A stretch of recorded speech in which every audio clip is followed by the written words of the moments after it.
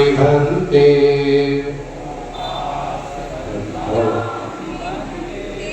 द्वारतेन गतं सपं अपराधं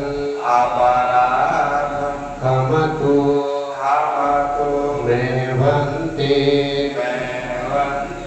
तुभ्यंपि ओकास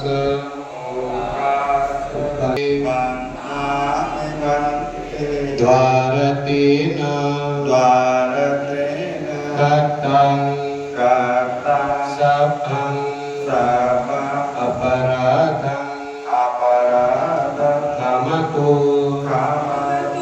मेवन्ते तातियम्पि ओकास वन्दामि भन्ते